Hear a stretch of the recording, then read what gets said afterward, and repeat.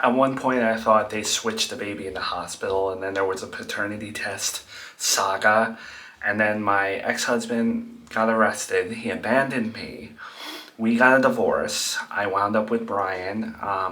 We struggled for a bit. Then, even after thinking he was infertile, we somehow had a baby. We got a paternity test for that too, and it turned out he's the father. There's so much more baggage in my life, but that I think sums up to where I am today, aside from the fact that I don't really know where Brian is right now. I know he got arrested, but I don't know what for. Wow, that truly is a lot. I, with all due respect, don't need the judgment. I know that I've been sinful and I know where my mistakes have been. I don't know, I have some word vomit. If you feel judged right now, not my intent. I'm not judging you. I'm sorry, my boyfriend told me that his family's like super judgmental, and I had it in my head that you'd be judgmental too, since you're kind of the church they go to. I mean, you're not a church, but you know what I mean? Well, they are strict and obedient. That they are. I'm merely their mediator between them and God. That's it. Today you're here to talk about baptizing Charlotte, your daughter, right? So, it's baptized, right? Yes, it's baptized. Knew it. I'm looking to baptize Charlotte in the next 2 weeks. I don't know if that's feasible with your schedule. Okay, that's no problem. I'm here every day. You have 2 godparents with their sacraments? Yeah, so only one has their sacraments. My sister-in-law, who's going to be the godmother, former sister-in-law, who's going to be the godmother, does not have them. I see. So I'm only going to be able to perform the ceremony for the one with the sacraments. Really? Is there anything you could do? Because I really do want her to be the godmother, and I'd like her to be the godmother at this ceremony. Well, for that, she could either make her sacraments within the next 2 weeks, or move the date of the baptism. Okay, I'll need to think about that. Yeah, it's no problem at all. Can I also ask how much all this is? It's been a while since I baptized my other child. So what you're looking to do, it'll be a $450 donation to the church. Yeah, so with my sister-in-law's sacraments thing and the price and everything else, I think I might postpone it. It's no problem. I understand. Is there anything else you'd like to speak about today? For some reason, I feel like it's been a while since you've been in a church. Like what? Anything that plagues you. I'm all ears. I know this isn't what you want to hear, but I can't stay in New York, Sal. Okay? And why are you telling me this? I've given it some thought. A lot of thought. It's not the medication or anything like that. But I'm moving in with my son in Serafina Town. So what's that mean for us?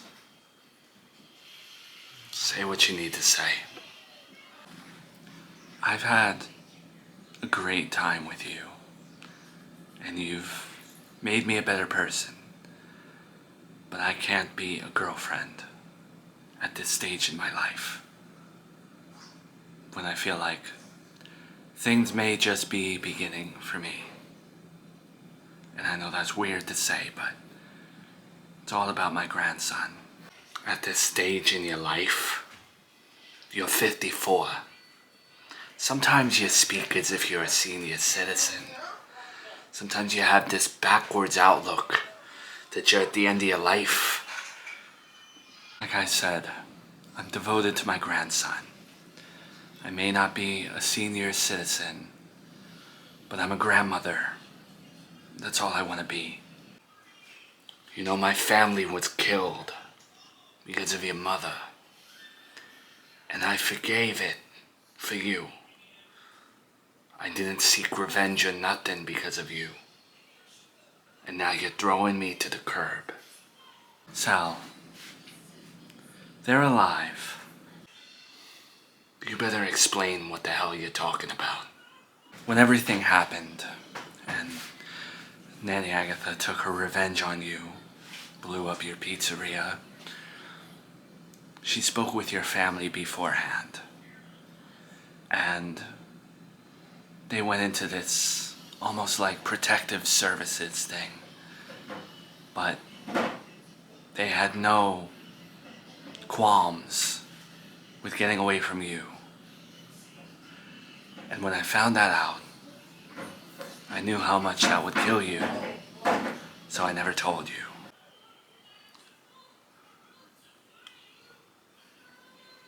Why would they feel that way about me? Because of the mistakes I made? That they would try to pretend to be dead just to get away from me? Am I that bad of a person? The way they treated you is not a reflection of the man you are and the man you've been to me. So please, don't let it kill you. Now you're doing the same thing that they did. You're leaving me just like them. The only difference is you have the balls to say it to my face. At least you give me that, right? I love you. And you've made me a better person. You showed me that I'm still lovable. And I don't think anyone else can do that. Because when I look in the mirror, medication or not, I am not lovable. You've made me feel like way more than just a mother, and way more than just a grandmother. And I will always be in debt to you for that. Then don't go. You think that you're gonna be this perfect family with your screw-up son, and you're gonna get to see your grandkid. But you're only setting yourself up for more disappointment. That's something me and you never had. Me and you, when we were together, there was no disappointment. Except till now. I'm not trying to wish you bad luck. I'm not trying to be a dick. But you're never gonna get to see your grandkid. It's never gonna be normal for you. Your son's never gonna do it. He's never gonna get weekend custody. He's gonna have these supervised visits. He's gonna screw them up. And you're gonna be left in the dust with nobody. You're gonna go join an old folks home at 55 years old and wish you were dead. Don't mark my words. I will have a relationship with my grandson, and he will be in my life, whether my son helps me or not. Goodbye, Sal. I think when Brian is perfect, I tend to lust after my ex-husband in my head. And I go to this place where, I don't know, I think about him and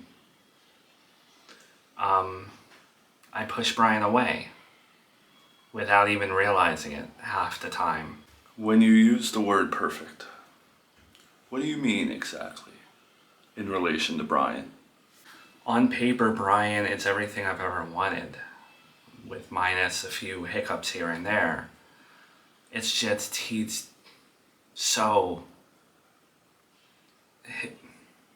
He tries to be perfect so much, and it can be stifling sometimes, where it's downright unattractive.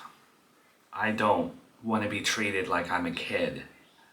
I don't need to be checked on every 5 minutes. I don't want him to stress about my life so much because he cares so much. He cares so much that it takes the fun out of things sometimes. And it's just, sometimes I feel like I can't breathe because he's swaddling me Metaphorically.